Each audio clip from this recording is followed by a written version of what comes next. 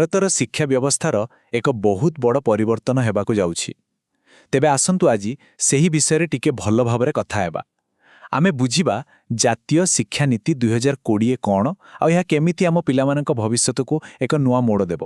କିନ୍ତୁ ଗୋଟେ କଥା ମନକୁ ଆସେ ନୁହେଁ କି, ଏତେ ବର୍ଷ ଧରି ଯେଉଁ ସିଷ୍ଟମ ଚାଲିଥିଲା ତାକୁ ହଠାତ୍ ଏମିତି ବଦଳେଇ ଦେବାର କ'ଣ ଦରକାର ପଡ଼ିଲା? ମାନେ ଏତେ ବଡ଼ ପରିବର୍ତ୍ତନ ପଛରେ ପ୍ରକୃତ କାରଣଟା କ'ଣ? ଦେଖନ୍ତୁ, କାରଣଟା ବହୁତ ସରଳ। ଆଜିକାଲି ଦୁନିଆ ବହୁତ ବଦଳିଗଲାଣି। ଆର୍ଟିଫିସିଆଲ ଇଣ୍ଟେଲିଜେନ୍ସ, ମେସିନ୍ ଲର୍ଣ୍ଣିଂ ଏସବୁ ଟେକ୍ନୋଲୋଜି ପୁରା ଗେମ୍ ଚେଞ୍ଜ କରିଦେଇଛି। ତେଣୁ ଏବେ ଆଉ କେବଳ ବହି ଘୋଷିଦେଲେ ଚଳିବନି। ଆମକୁ ଏମିତି ପିଲା ଦରକାର ଯେଉଁମାନେ ନୂଆ ଭାବରେ ଚିନ୍ତା କରିପାରିବେ ଆଉ କୌଣସି ବି ସମସ୍ୟାର ସମାଧାନ ବାହାର କରିପାରିବେ। ଆଉ ଠିକ୍ ଏଇ ଯେଉଁ ନୂଆ ଚ୍ୟାଲେଞ୍ଜ ଆସିଛି ତାର ମୁକାବିଲା କରିବା ପାଇଁ ହିଁ ଆସିଛି ଏହି ନୂଆ ଶିକ୍ଷାନୀତି। ତେବେ ଚାଲନ୍ତୁ ଭିତରକୁ ଯିବା ଆଉ ଦେଖିବା ଏଥିରେ କ'ଣ ସବୁ ଖାସ୍ କଥା ଅଛି। ହଁ, ତ ଏହି ନୂଆ ନୀତିରେ ସବୁଠୁ ବଡ଼ ଆଉ ସବୁଠୁ ପ୍ରଥମ ପରିବର୍ତ୍ତନଟା କ'ଣ ଜାଣିଛନ୍ତି? ସେଇଟା ହେଉଛି ଆମ ସ୍କୁଲ ଶିକ୍ଷାର ପୁରା ଢାଞ୍ଚା।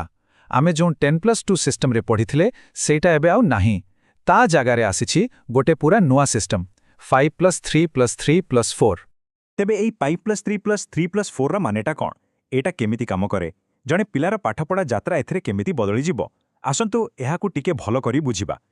ଏହି ଚିତ୍ରକୁ ଦେଖିଲେ କଥାଟା ପୁରା ସ୍ପଷ୍ଟ ହୋଇଯିବ। ଦେଖନ୍ତୁ, ଆଗରୁ କ'ଣ ହେଉଥିଲା? 6 ବର୍ଷ ହେଲେ ପିଲା ସିଧା କ୍ଲାସ୍ 1ରେ ବସୁଥିଲା। କିନ୍ତୁ ଏବେ 3 ବର୍ଷ ବୟସରୁ ହିଁ ତାର ଶିଖିବା ପ୍ରକ୍ରିୟା ଆରମ୍ଭ ହେବ।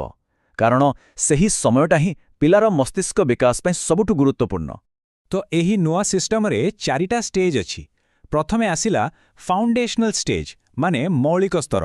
ଏଠି ପିଲାମାନେ ଖେଳକୁଦ ଭିତରେ ଶିଖିବେ। ତାପରେ ପ୍ରିପାରେଟରୀ ଷ୍ଟେଜ୍ ବା ପ୍ରସ୍ତୁତି ସ୍ତର। ଏଠି ପଢ଼ିବା, ଲେଖିବା, ଅଙ୍କ କରିବା ଭଳି ଜିନିଷର ମୂଳଦୁଆ ପଡ଼ିବ। ତାପରେ ଆସିବ ମିଡଲ୍ ଷ୍ଟେଜ୍, ଯେଉଁଠି ପିଲାମାନେ ବିଭିନ୍ନ ବିଷୟ ସହିତ ପରିଚିତ ହେବେ। ଆଉ ଶେଷରେ ସେକେଣ୍ଡାରୀ ଷ୍ଟେଜ୍। ଏଠି ସେମାନେ ନିଜ ଇଚ୍ଛା ଅନୁସାରେ ବିଷୟ ବାଛିପାରିବେ। କିନ୍ତୁ କଥା କ'ଣ କି, ପରିବର୍ତ୍ତନ ଖାଲି ଏହି ଢାଞ୍ଚାରେ ହୋଇନି। ଅସଲ ପରିବର୍ତ୍ତନ ତ କ୍ଲାସରୁମ୍ ଭିତରେ ହେବ। ମାନେ ପିଲାମାନେ କେମିତି ପଢ଼ିବେ ଆଉ ଶିକ୍ଷକ କେମିତି ପଢ଼େଇବେ, ସେଇ ପୁରା ପ୍ରକ୍ରିୟାଟା ହିଁ ବଦଳିଯିବ। ଆଉ ମୂଳ ଲକ୍ଷ୍ୟ ଗୋଟେ, ଘୋଷା ପାଠକୁ ପୁରାପୁରି ବନ୍ଦ କରିବା। ଏବେ କ୍ଲାସରୁମ୍ଗୁଡ଼ାକ ଆହୁରି ମଜାଦାର ହେବ। ମାନେ ପିଲାମାନେ ଚୁପଚାପ ବସି ଖାଲି ଶୁଣିବେନି, ସେମାନେ ନିଜେ କରିକି ଶିଖିବେ, ପ୍ରଶ୍ନ ପଚାରିବେ, ନୂଆ ନୂଆ ଜିନିଷ ଖୋଜି ବାହାର କରିବେ, ନିଜ ଅନୁଭବରୁ ଶିଖିବେ। ଏଥିରେ କ'ଣ ହେବ? ପାଠପଢ଼ାଟା ବୋଝ ଭଳିଆ ଲାଗିବନି, ବରଂ ଗୋଟେ ଖେଳ ଭଳିଆ ଲାଗିବ। ଆଉ ଗୋଟେ ବହୁତ ବଡ଼ କଥା ହେଉଛି, ଏହି ନୂଆ ନୀତିରେ ପିଲାର ମୂଳଧୁଆକୁ ସବୁଠୁ ବେଶି ଗୁରୁତ୍ୱ ଦିଆଯାଇଛି। ସରକାର ଏହାକୁ ଏକ ଜାତୀୟ ମିଶନ ଭଳି ନେଇଛନ୍ତି। ଲକ୍ଷ୍ୟ ହେଉଛି କ୍ଲାସ୍ 3 ସରିବା ବେଳକୁ ପ୍ରତ୍ୟେକ ପିଲା ଯେମିତି ଭଲ ଭାବରେ ପଢ଼ିବା, ଲେଖିବା ଆଉ ସାଧାରଣ ହିସାବ କରିବା ଶିଖିସାରିଥିବ। କାରଣ ସିଧା କଥା, ଯଦି ମୂଳଧୁଆ ମଜବୁତ ନ ହେବ ତାହେଲେ ଆଗକୁ ଯାଇ କିଛି ବି ଲାଭ ନାହିଁ। ଠିକ୍ ଅଛି, ତ ପଢ଼ିବାର ତରିକା ତ ବଦଳିଗଲା। କିନ୍ତୁ ପରୀକ୍ଷା ଯଦି ପଢ଼ିବା ନୂଆ ଢଙ୍ଗରେ ହେବ, ତେବେ ପରୀକ୍ଷା ବି ତ ନୂଆ ଢଙ୍ଗରେ ହେବା କଥା, ନୁହେଁ କି? ହଁ, ଆଉ ଏଥିରେ ବି ଗୋଟେ ବହୁତ ବଡ଼ ପରିବର୍ତ୍ତନ ଅଣାଯାଇଛି। ଦେଖନ୍ତୁ, ଏଠି ପୁରୁଣା ଆଉ ନୂଆ ଭିତରେ ଫରକଟା ସଫା ସଫା ଜଣାପଡ଼ୁଛି। ଆଗରୁ କ'ଣ ହେଉଥିଲା? ପିଲାଟି ବର୍ଷସାରା କ'ଣ କଲା ସେଥିରେ କିଛି ଫରକ ପଡ଼ୁନଥିଲା। ବର୍ଷ ଶେଷରେ 3 ଘଣ୍ଟାର ଗୋଟେ ପରୀକ୍ଷା ହିଁ ତାର ଭବିଷ୍ୟତ ଠିକ୍ କରୁଥିଲା। କିନ୍ତୁ ଏବେ ସେମିତି ହେବନି। ଏବେ ପିଲାର ମୂଲ୍ୟାଙ୍କନ ବର୍ଷସାରା ଲଗାତାର ଭାବେ ଚାଲିବ।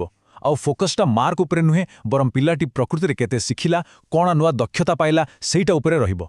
ଆଉ ଏହି ନୂଆ ମୂଲ୍ୟାଙ୍କନ ବ୍ୟବସ୍ଥାକୁ ଗୋଟିଏ ଶବ୍ଦରେ କହିଲେ ତାକୁ କୁହାଯାଉଛି 360 ଡିଗ୍ରୀ ମୂଲ୍ୟାଙ୍କନ। ତ ଏହି 360 ଡିଗ୍ରୀ ରିପୋର୍ଟ କାର୍ଡର ମାନେ କ'ଣ? ଏହାର ମାନେ ହେଉଛି ପିଲାକୁ କେବଳ ତାର ଶିକ୍ଷକ ମାର୍କ ଦେବେନି, ପିଲା ନିଜେ ନିଜକୁ ମାର୍କ ଦେବ ଯେ ସେ କେତେ ଶିଖିଲା। ତାର ସାଙ୍ଗମାନେ ବି ମାର୍କ ଦେବେ। ଏହାଛଡ଼ା କ୍ଲାସ୍ରେ ହେଉଥିବା ପ୍ରୋଜେକ୍ଟ, କୁଇଜ୍, ରୋଲ୍ ପ୍ଲେ ଏସବୁକୁ ବି ଗୁରୁତ୍ୱ ଦିଆଯିବ। ଏମିତି ହେଲେ ପିଲାଟିର କେବଳ ପାଠପଢ଼ା ନୁହେଁ, ବରଂ ତାର ପୁରା ବ୍ୟକ୍ତିତ୍ୱର ଏକ ସଠିକ୍ ଚିତ୍ର ମିଳିପାରିବ। ସେଥିପାଇଁ ତ ଏହାକୁ କହୁଛନ୍ତି 360 ଡିଗ୍ରୀ। କିନ୍ତୁ ଏତେ ସବୁ ପରିବର୍ତ୍ତନ କଥା ତ ଆମେ କହୁଛୁ, ହେଲେ ଏସବୁକୁ କାର୍ଯ୍ୟକାରୀ କିଏ କରିବ? ଏହି ପୁରା ବ୍ୟବସ୍ଥାର ମେରୁଦଣ୍ଡ କିଏ? ସେମାନେ ହେଉଛନ୍ତି ଆମର ଶିକ୍ଷକମାନେ। ଏହି ନୂଆ ନୀତିରେ ଶିକ୍ଷକମାନଙ୍କୁ ହିଁ ଏହି ପରିବର୍ତ୍ତନର ସବୁଠୁ ବଡ଼ ହିରୋ ଭାବରେ ଦେଖାଯାଇଛି।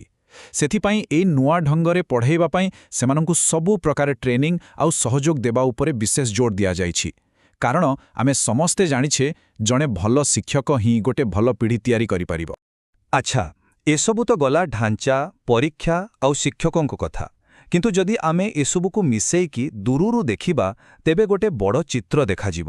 ପ୍ରଶ୍ନ ହେଉଛି, ଏହି ନୂଆ ଶିକ୍ଷାନୀତିର ଅସଲ ଉଦ୍ଦେଶ୍ୟ କ'ଣ? ଏହା କ'ଣ ହାସଲ କରିବାକୁ ଚାହୁଁଛି।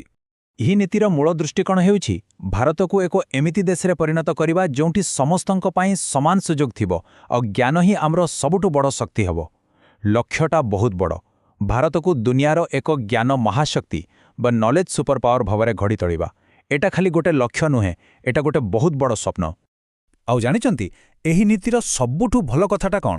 ଏଇଟା ଆମକୁ ଆଗକୁ ବଢ଼ିବାକୁ କହୁଛି, କିନ୍ତୁ ଆମ ନିଜ ମାଟି, ଆମ ସଂସ୍କୃତିକୁ ଭୁଲିବାକୁ କହୁନାହିଁ।